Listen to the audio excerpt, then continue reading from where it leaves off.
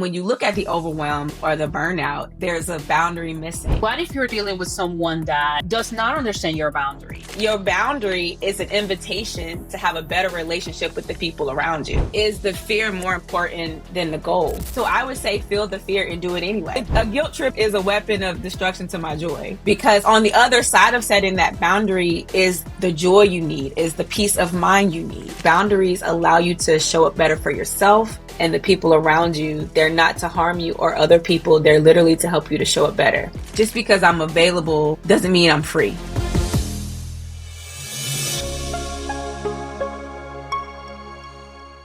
I want to give a little bit of an intro for all of you about coffee and coaching. If this is your first time joining us, Coffee and Coaching is a podcast that was born out of the best conversations that I've ever had. Came from my friends that are coaches and the coaches that work here with us at Chianti Training, just sitting down, having amazing conversations, and so much growth that comes out of that.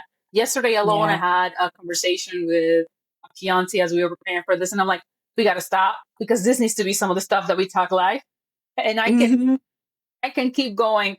And so much good stuff came out of that, which leads me to introducing Chianti Lomax. She is on, and I know a lot of coaches. I was surrounded by a lot of coaches this weekend alone. She is a coach for career, and she specializes in helping people with a lot of different things going on in life and helping them how to prioritize and how to make the best out of their time is one of her specialties amongst many of them. But she's one of the best coaches I know.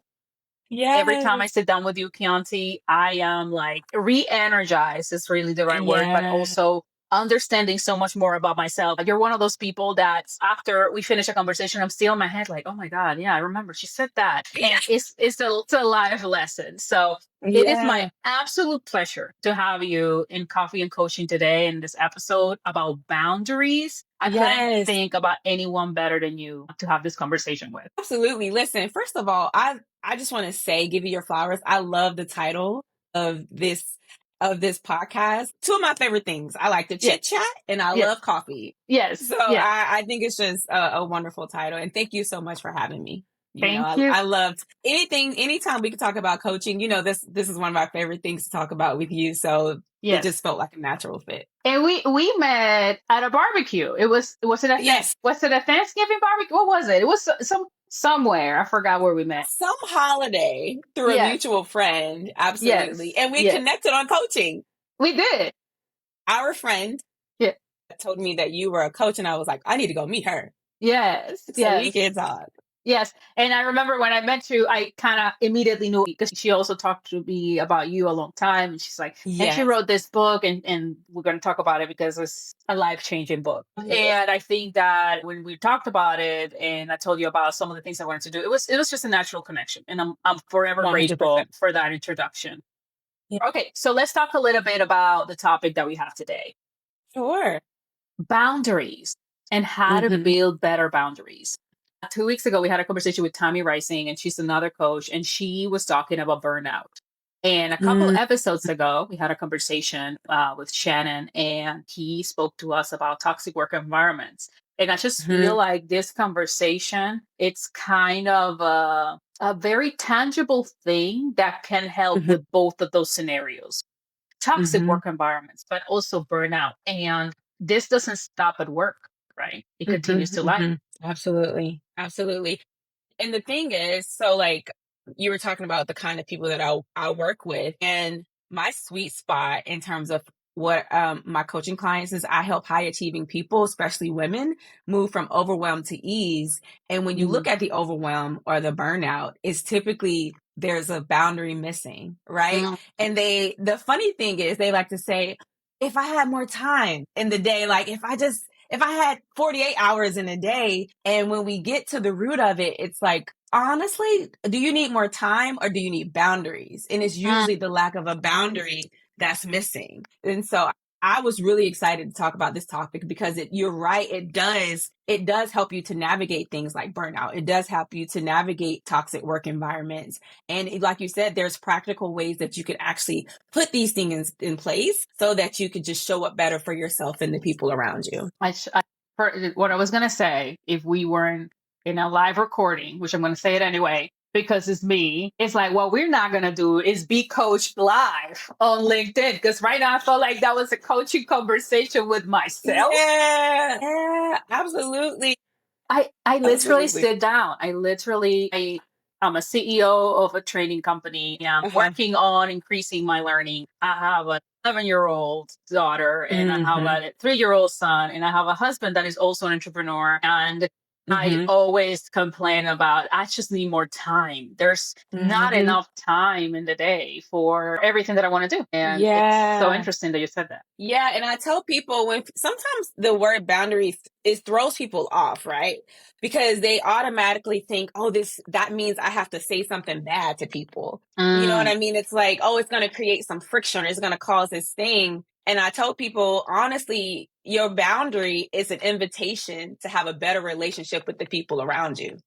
mm. It's Okay. either your coworkers, I'm going to your take notes right teammates. now. Yeah, that's what Yeah, I'm going to do. yeah, literally better relationship with your teammates, your coworkers, your boss, your spouses, your partners, people in your lives is literally an open invitation to say, you know what, I actually want to have a better relationship with you. So let me place this thing, this invisible fence, Yes. right? So that I can not only show up better for you, but I can show up better for myself. And that's I what it's love really about. You just have to reframe how we think about it. You know what I mean? Yes, I love that. And it's an invitation for us to have a better Hmm. relationship. And Absolutely. oh my God, I so love that. Hey, I have a question. Now I'm like, this is exciting. What happens if you set a boundary, right? Let's say, and we need to talk about the different types of boundaries, right? Because Absolutely. I think you just hit me with one of the myths from your book that boundary is a bad word. But what if you're dealing with someone that does not understand your boundary or think of your boundary as a rejection? Mm, Because you have allowed me to talk to you this way yeah. for X Mhm. years. And this typically Yeah. happens with family members or people that you are like on constant. Like, you have allowed me to speak to you this way, but now you're setting this boundary and it feels like a Yeah. rejection. What would you say to someone like that? Well, first I would say their feeling of rejection is not your responsibility. That's the first thing. You are Don't do only this to me. responsible. It's not your responsibility. Their feelings are not your responsibility. Mm, However, when you I think the thing with family is you get to not have to you get to find creative ways to connect with them. And for me, I always tell people boundaries is like the medicine, but you got to figure out how to use the sugar, right? So the sugar is, hey mom or sister, like I really value you as an important person in my life. And I mm, think we could get along better if this thing happens. That's the boundary. You know wow. what I mean? So it's really about framing, even in the workplace, because we talk about personal and professional. If you have a boss or manager and they like to talk a lot in meetings and usually go past the time, and you're like, oh my God, if this was supposed to be a 30-minute meeting, it's now 45 minutes. I really need to get back to this work because guess what? After this meeting, I'm still gonna have to turn this work in. Right. Mm. Yes, yes. And to them it's like framing it instead of a boundary because you don't want them to get offended as an agreement. It's like, hey, can we agree to do 30-minute meetings so that I could use that extra time to get the results that you need from me as a team member to make sure I Wow. get things back to you. So for me, I think that the thing with boundaries, it's all about how you frame it and think about the relationship. So that goes back to one of the myths in my book, Evolving While Black, if you haven't read it. Yes. For the people It who haven't read it, sorry. have my copy Yes. right here. It's Yes. happening. So in my chapter, Draw the Line, I talk about the myths about boundaries. And one of the myths is that a boundary is one size fits all. And no, that's not the truth. The truth is boundaries are flexible and you want to make sure you fit the boundary for the relationship, right? Mm, And that includes how you frame it and how you communicate the boundary.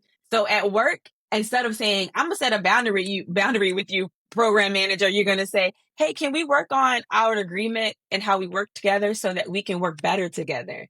Right. And if it's in yes. your personal life with a sibling or parents, you say, really, I want to make sure I'm showing up for you in the best way. Can we talk about how we can connect better? It's still a boundary. It's just really about how you talk about it and how you frame it I to the love that. person. Oh my God. There's so much there. There's so much. Jesus. This Yeah. this this is great. Agreement. I love that word. And I'm thinking about what's coming up for me with that word because And this is just me being vulnerable, an example from my life. I had Sure. an employer, and I was in a situation where I was working late hours. And Mhm. I felt that as a leader in that position, I was working later hours than any other leader in that group and Mm. in that team.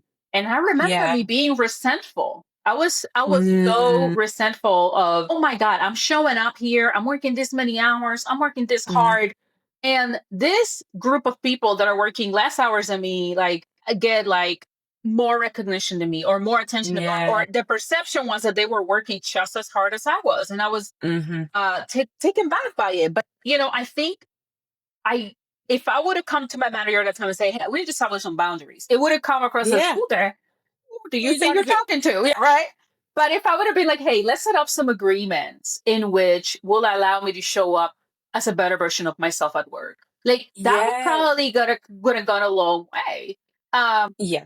and I think that that's just so beautiful. And reflecting back, me and that resentment, the only person to blame there was me for not setting those boundaries and Yes. respecting them. What would Yes. you say to someone that is afraid of raising that bar or raising that topic and fear of retaliation towards them? In fear of retaliation, Like if they I would fear like their manager will bring that as a negative towards them. I would ask them, is the fear more important than the goal, right? Is your fear more important than the other side of getting to what you need to get to than your need? And if you value yourself, if you know your worth, then you're going to do it anyway. And the thing about it is that you're going to be afraid to do things in life in general. So if fear is the thing that stops you, you're never going to get to the other side of anything. So I would say feel the fear and do it anyway, Yes. because Yes. on the other side of setting that boundary is the joy you need, is the peace of mind you need. It might be the space that you need.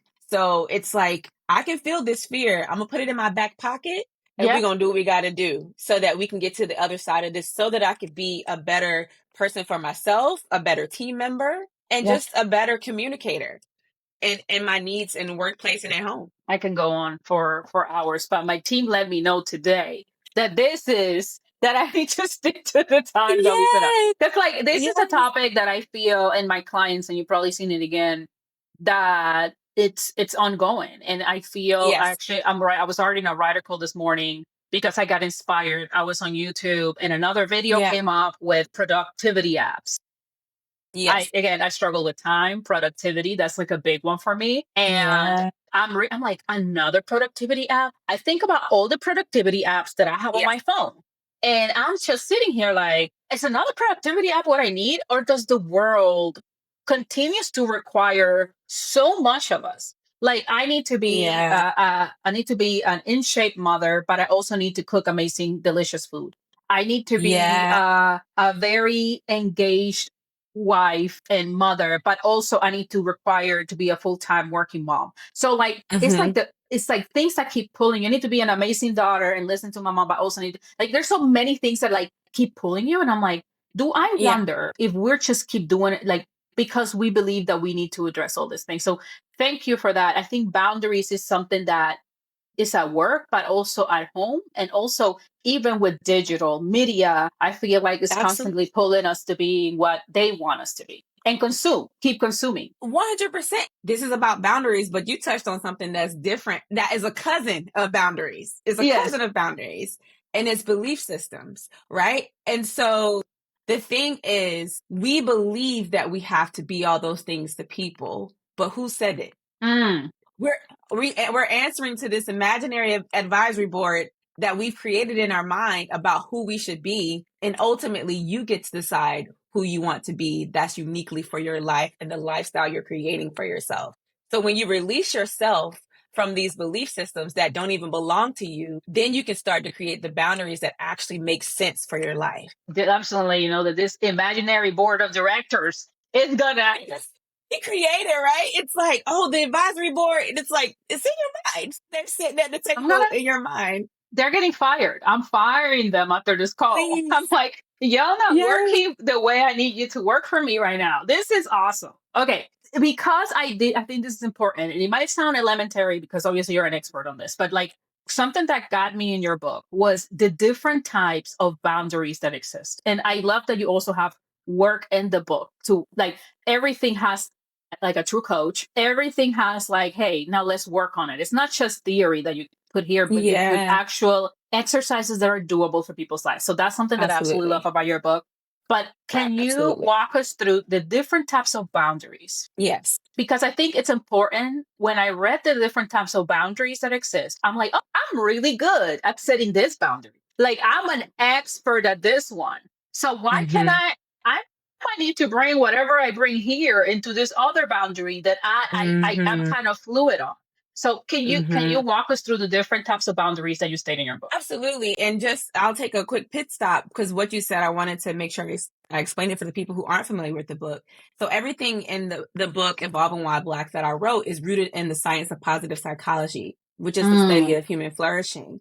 So yes, everything, all of the exercises, the content, it's my personal stories, but it's steeped in positive psychology, right? And then my background is also adult learning and learning and development. And so the way I set up the book is for adult learners. And love it. so my formula is tell me about it, show me an example, and let me try, which is why Mm, you have exercises at the end of each chapter. So when we talk about the different types of boundaries, there is a few. The first one is a mental boundary. And when mm, you think about mental boundaries, they help you to navigate the world in a way that honors your value systems and your principles. And so, an example of that, it might be, let's say you have a conflict at work, right? And you have a coworker, y'all kiki in the corner office or on Slack, wherever you kiki and have a good time and laugh. And they're like, yeah, I noticed you had this conflict with X person. If it were me, I would have done this thing, mm, right? I would have been a little bit more assertive or aggressive. But you know that that's not a part of your value system to be aggressive or assertive. That's not how you like to show up in the world. So yep. the boundary is, you know what? Thank you for your unsolicited, right, opinion. However, this is how I like to show up and explain to Mm, them. So that's the boundary set in place so that next time, if you're sharing a moment or if they notice something in the workplace for you, they know that, no, Chianti or Carol, this is how she likes to show up. She mm, values communication over conflict. She values understanding over misunderstanding something. And so that's kind of an example of a mental boundary. The love next it. kind of boundary, yeah, is an emotional boundary. So this one is one of my favorites, right? I'm excited about this one. I want to learn about this emotional boundaries. Yes. Yeah. So emotional boundaries, it helps you to navigate your emotional capacity or Mm, willingness or availability in relation to the people around you. And this one, I feel like it comes up a lot with family, right? yes. And so you Or part. partners, children, right? Because they think you are their personal dumping ground for the day they have, or whatever the Yes. thing is. Yes. And that, an example of that, that looks like, you know what? I can tell you had a bad day, but at the moment I'm at capacity. Can we talk about it tomorrow? Ooh, at the moment, I'm at capacity. Can we talk about it tomorrow? I love that. Because And you I'm, listen yeah, to them, right? You yeah, listen to them and you offer something else. You didn't just leave them hanging. Do you know what I mean? yes. And I'm thinking even like now, like this is, I mean, obviously a trigger for me because I'm like, I have made myself the place for emotional comfort for the people I Mm. love. I applied for that position and I had continued to You signed up. and I continued to show up to work, okay, at this Yeah. position. Yeah. And Yeah. and even with my children, I think of my 3-year-old and I'm thinking, what if I tell him, hey Gio, I don't have the mental capacity right now. Like I just picture Geo. his face. He'll be, yeah, Gio. And I just think about, hey Gio, we are not doing that right now. Can we do this instead? Something that will allow me to show up Yes. better. Because sometimes, they want what they want. And my son is very Yes. direct, as you have met him, and very talkative. But it's just such a big one, I believe, especially for women and mothers Yes. and Yeah.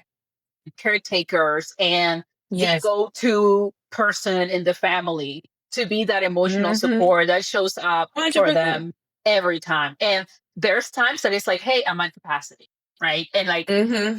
and that word, I think it's very valuable. Sorry, I can stay there for a long time. No, don't It's so apologize. big. I think you're right because a lot of my coaching clients are women and even Mhm. just friends. I'm thinking about the women in my life, including myself. I think a lot of us deal with the guilt of saying no. Mm, And in positive psychology, they talk about the word guilt and like, what does it mean? Guilt means when someone experiences guilt, you're thinking, I'm guilty because I think I'm doing something wrong. So what yes. you have to do is talk back to that guilt and say, actually, no, me telling this person I'm at capacity and I can talk to them tomorrow gives them a better chance of getting something that they really need from me and me showing up in my fullest self when I have the energy to do so. I love that. And something's coming back to me because this weekend we were in a coaching group and we would talk about saboteurs and guilt Mm, being one of the biggest saboteurs. And yeah. this is a new one that I'm going to learn. I'm going to share with the group just because you brought that up. And I think it's a good skill that I learned this weekend. I was feeling guilty because I was studying instead of being with my children. And the guilt saboteur Mm, was hanging out in the imaginary board of hanging out directors table. on the board, right? He was taking the lead, and I'm sitting there, and it was super interesting because I'm like, in the program, I learned to thank him so he could go away, Mm. and I was like, why is he showing up? And I think that's how my chore shows up because it's constantly grounding me on my priorities, which is my family. So I'm like, hey, Yeah, thank you for yeah, reminding me of my priorities, DLT saboteur, imaginary board director. yeah. Guilty Williams. We're gonna give him a Yeah. last name. Guilty Williams. Guilty Williams, thank you for showing up. I appreciate you reminding me of my priorities, but Yeah. this is necessary for the long term wealth of my kids and my husband. And then I Talking moved back on, to it. talked back to it. So I Hmm. think that feedback that Hmm. you gave is so powerful because we do feel a lot of guilt. We Guilt. We so do. dispositions that we decided that we will sign up for. We were Yes, talking about just a different type. So we talked about mental, we talked about emotional, we could talk about material. So material. material is usually helping you to navigate how you manage your resources, namely Mm, financial resources, right? Or just how you give to people. And the example I like to use for this one with my coaching clients is definitely around money because and this is if you are first generation or you're part of the sandwich generation where you're the person in your family who takes care of everybody, you could feel like you need to give when people are in need. But I go straight back to the ancestors when they say you can't give from an empty cup. So mm, I like to tell people try to give from your overflow. That way you're nice. not taken away from yourself. And that might look like in practice, maybe you have a family member who's like borrowing money every single month. And you Mm, have to say, you know what? Not this month. I'll help you find alternatives to make sure you can finance your life. And I can probably help you next month once you show me you have a plan, showing them how to do nice. a budget, right? It's like, what's the alternative for me helping you with your finances as opposed to me consistently giving you and enabling you to have this terrible behavior, this Yes. bad money behavior? Yes. Yes. Yeah, Yes. that's one I know that comes up a lot in my friend circle. We talk about material boundaries a lot. I love the material boundaries. I think about a couple of people that I know that struggle with Uh-huh. that. And I'm also thinking about how many family members will actually put the financial plan together or be like, oh, this is too hard. I'm not going to ask this person anymore for it. Move on to the next. Yeah, yeah. But that Yes. boundary helps. Here's your Yes. budget. They're like, actually, no. Fine. Well, good. The boundary is set. Everybody's protected. Would So, you say, like, if you don't set up, do guilt and boundaries tend to dance together? Would you say that?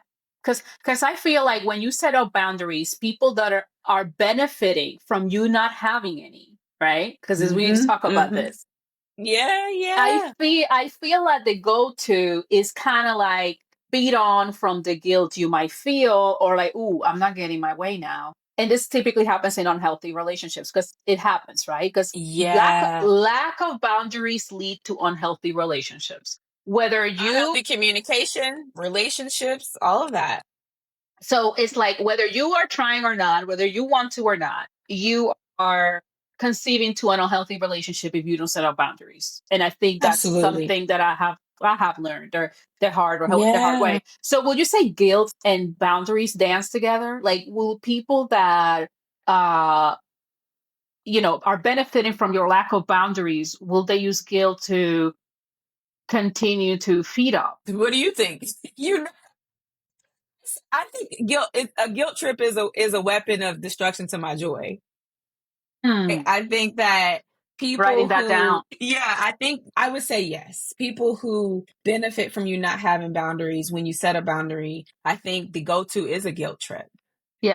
But I think it's up to us to have the awareness to note when it's coming. And Yes. that takes time to like, that means you have to stop, you have to think about what's happening, and you can't allow people to roam your life. And I take that up to being an active participant in my Yeah. life. I'm not just going to say yes. I'm going to get really comfortable with my no. Yes. Even if I got to say no, let me think about it right now, or whatever it is, I get really comfortable with my no, even if it gives me time to think about it. And I might come back and help, but you just have to know that you have to stop and slow down so that people don't run your life. When you choose to be an active participant in your life, the Yeah. guilt trips don't have a place there. Yeah.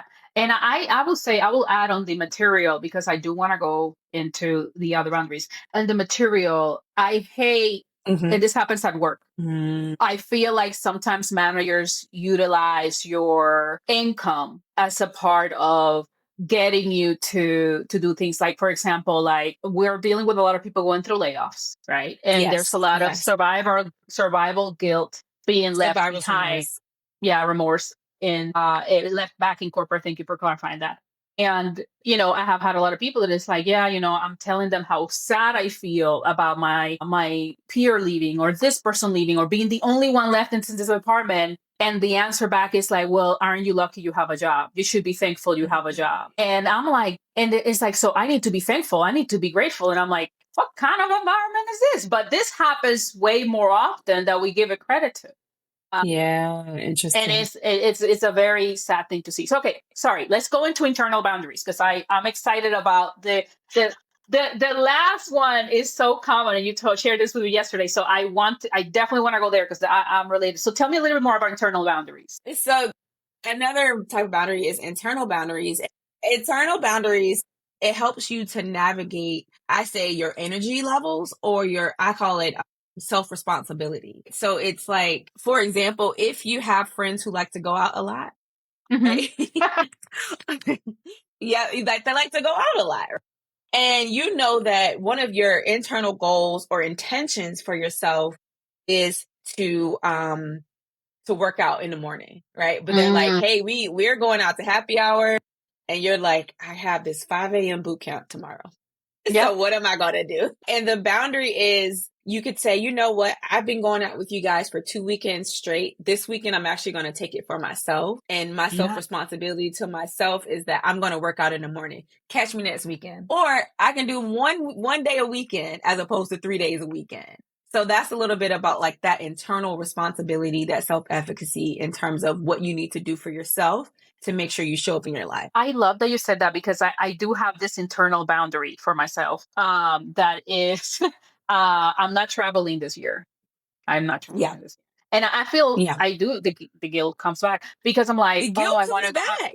I want to see my parents. I miss them. I want to see Yeah. my best friend. She's going through a tough time, and I want to get on that plane and I want to go see them. Yeah. And we have a house here in Puerto Rico, and I do want to go there. But I'm like, in order for me to meet the goals that I'm trying to meet, I need to be focused. Mm, And when I change location 100%. every time, it doesn't happen. So that one is very common, I think, I think like for a so. lot of people, especially now, like I'm going through this health path where I want to be healthier, I need healthier, Yes. and I disrespect my own internal boundaries by, I mean, it's just a burger, right? It's It's Shake just Shack. cheese. It's just pizza. Yes, I do that too.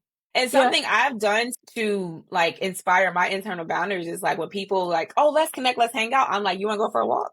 Because the Nice. goal is to keep mobility in my body. And if I want to spend time, quality time is important. Let's go do something that I like to do and that's going to help me with my fitness goals at the same Yes. time. Yes. Yeah. I love this. I love this. Okay, what's the next one? What's Yeah. the next one on your list? Next one is conversational boundaries. And I Nice. think this is a good one. This is a good one, especially for the workplace. So I think it helps you to navigate your comfort level with topics that you want to discuss with people. It could be Mm, personal life or it could be your professional life. And I find that an example of this is politics. When I was in yeah. the workplace, the thing I stayed away from was politics. That was my boundary Hmm. in the workplace now. It's like my boundary is I don't talk politics in the workplace. I Nice. can talk I about love it at that. home if I want to, but my personal boundary is talk politics. We can talk about it at happy hour or somewhere else, but in the workplace, client work, no, thank you. That's not what I'm going to do. I love that. There's times that we try to like blend the line. What if someone's like, I want to be my authentic self and I want to show up as this, right? And I want to tell you Mhm. about my religion or my politics. What would you say Mhm. if we were at work? Well, that's not their boundary. They want to talk about it. So Yeah. your conversational boundary is what I would like to talk about, my comfort Mm, level. If you want to share who you are and be your authentic self, child, feel free to. As for me, I will listen to you. I will support what you want to talk about, but I don't desire to have that conversation. I would just say, actually, I'm not comfortable talking about that. We could talk about yourself, anything, but that's not where I want to go with the conversation. You yes. have to get really good with standing up for yourself and Yes. seeing it as an opportunity to connect. It's like, hey, I would really like to connect with you, but that's just not a topic I want to discuss it with. And if you don't stand up for yourself, then who's going to stand up for you? Who's going to stand up for you? And I think we keep expecting people around us to stand You up want for somebody to us or save to, you. yeah, save me. I was gonna say something that I will not say on this call live on LinkedIn, but I'm like damsel in distress. Like here I am, and I'm Damsel. like, and yeah, Yeah. and it's not gonna work. I love this conversation boundary. It's one that I'm very comfortable with. This one I feel like Yeah. I'm very comfortable saying I don't want to talk about this. Me too. Me Yeah, too. that's one Me that's too. one of my best ones, and I think we should talk about creating like a little survey so people know which ones they are really Yeah. good for, which ones, because I think this will help.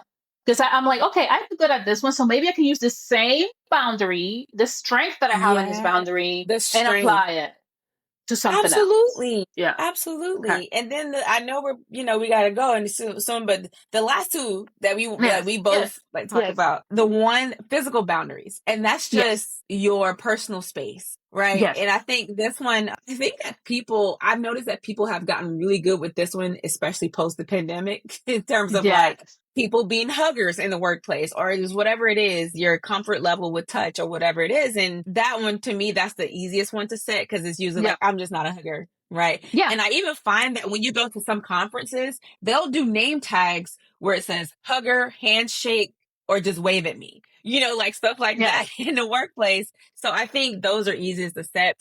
But the one that we been wanting to get Yes. to, Yeah, and we got time you for and it. We I, got time for that one. We made it. yeah, yeah. So the last boundary, I think this is the boundary that I find that a lot of high achieving women struggle with, and it's the time boundary. And this is the boundary that helps you to manage and navigate your schedule and availability, right? Nice. I think a lot of people misunderstand that just because I'm available doesn't mean I'm free, right? And that is I could have time blocked off to take a walk. I can have time blocked off to do whatever I want to do, but that doesn't mean it's up for grabs for anybody and anyone at any day. Yes. Right. Yeah. And I find that a lot of the challenges come up in the workplace when it comes to being overloaded with meetings or saying yes to everything, right? Yeah. Not being okay with saying no or, hey, can we delegate? Right. It's just trying to take on so many things because there's a point to prove. Yes. And then I ask people, what are you trying to prove? What Yes. by carrying all this To weight? whom? To whom? To the The imaginary invisible. Yeah. The imaginary board of directors. That's who you're trying to prove it to. the imaginary board of directors. Well, I think Right. I think I will say this, right? This one is one that I think is important to dive in because time boundaries is what I believe has been my biggest opportunity in life. And I think Absolutely. about some of the roles that I've had, and I've known people that have mastered it to Mm-hmm. the point that I had an employee that if you book something on the time that he had blocked, it was like Mm-hmm. you are not respecting me. And he was so good Mm. at it. Like he was like, Yes. I have a block this time on my calendar, especially in the company that, I last was at. You'll be 4 times booked in the same hour. You'll have 4 bookings in the same hour because people genuinely did not care. If you had something there, Yes. it's like I'm going to Yes. book it anyway. And I think that, that one is one that we struggle saying no because one, the imaginary board directors we talked about, but I think also we are not good at communicating what is happening with our time or I think time management is communication management. I don't think we're managing, to your point earlier, how you frame it. How I frame Yes. the part that Yes. I remember being so frustrated because I'm like, I worked West Coast hours and I was here and I had to pick up my Mm, daughter at 3. That was noon your time. So you're like, yeah. you're booking a call at noon. It's like, it's just noon. Why you're not in your desk? Why you're not? It's like, because I had to go pick up my daughter. But I will Yeah. get so frustrated, but not verbalize it the right way for people to understand the Communicate. boundary. What are your Absolutely. thoughts on that? I was going to ask you, did you get a chance to communicate, or did you kind of stay in the frustration of the understanding? Oh, I quit. Yep, that's do it too. Gotta do it too. I was like, not today, Sam. Not today. Not today. Yeah, yeah, I didn't succeed. I will say that. I don't feel like I succeeded. I didn't succeed because I feel like, again, I could have stayed there longer, or I could have, like, keep doing what I'm yeah, doing. But I'm grateful I left because HRK trainings now exist and we having this podcast, and all of that wouldn't have yeah, happened for without sure, me for sure. leaving. But I think that a big part was I didn't feel safe enough to verbalize Yeah, what I needed. yeah, And I think that's a different story, right? Because if you're in a position where you're like, okay, I feel like if I disclose this, it's just going to be used against me instead of yeah. being of use, I think that's when you're in a toxic work environment and you just need to leave. Yeah, and that goes into like psychological safety, which is Yeah. different from boundaries. Because you could try to set a boundary in an environment that's not safe, and that boundary is going to go unchecked, Yes. unnoticed. There's safe places out there. So don't feel like Yes. this, all workplaces are like this. And no, like No. there's great bosses out there. There's safe work environments out there. In this organization in particular, there was a bunch of safe places there that I could Yeah. have moved into, but it's not what my calling was. So you can do that. You can move to a safer work environment. Absolutely. And then, like, let's say, somebody in your same position that left a job and they go to the next place. The lesson learned is, okay, well, how do I set myself up for success in this new work relationship? And that Yes. goes back to what we talked about earlier, is setting agreements with the people that work around you, right? So what Yes. are our ways of working? How do you get the best out of me as a teammate? And let's talk about our working agreements. Maybe it's your work hours. Hey, these are my work hours. I like to work from 9 to 5. Is that okay? Or I like to work from 8 to 4. Would that work for us? And like, here's how you get the most value out of me. When we have to have a conversation, let's pick up the phone. I'm telling I can really resolve conflict really quickly over the phone. Or I like to text on Slack. Whatever it is, it's like establishing how you like to communicate, where you like to communicate, establishing your hours. Is that okay? Let's have a conversation about it. And I think also, like, I like the idea of agreements over expectations, because agreements mean that everybody's bought in and has been able to I love everyone has agreements. been able to put their input, as opposed to I have an expectation of you, you have an expectation with me that nobody's communicated. But when you set Yes. an agreement with a team member, an employee, with a leader in your work life, or even with a family member, it makes everyone feel heard and seen, and you're Yes. more than likely able to work through the thing that you need to work through. Yes, I have a question, and then we're going to move in to see if we have any questions. So, if you have any questions on this topic and you're watching us live, please write it on the chat, and we'll be glad to answer your questions. What about people that are being asked to go back into the office? Mm-hmm. Is that, and they're like, no, it's a very, like, being at home helps me to live blank life, right? Would you say if they're required to go into the office and that's a line for you, it's better for you to find something else to do? Or is that something that you can voice? I believe in advocacy and self advocacy at all times. But that person who has to go back to the office, you have to determine what's most important to you. I Yes. can't tell you what to do, but I can say, what is more important to you? Would you like to be employed at this current position and still do what you need to do? Or would you like to find an opportunity outside? And that's a internal decision that you have to make. Do I you love that. advocate for yourself? 100%. Yes. What can we do? Yes. Can I do 3 days a week? Offer Yes. alternatives. What agreement can we come to that might work for everyone involved? And Yes. if they can't come to an agreement, then you have to make the decision. So what do I do now? I I would say love that. try to come up with alternatives. And if none of those work with the people who make the decisions, you have to figure out what your next best step is. Last one. Last one. What if I work from home and I have people, this came up with a client this week, and I have people that keep coming and disrupting my time. And because I'm home, they feel like they can come in and interrupt me anytime. And my kid wants this and my person wants this. And like, what do you do in that scenario? You need to have a household operations meeting.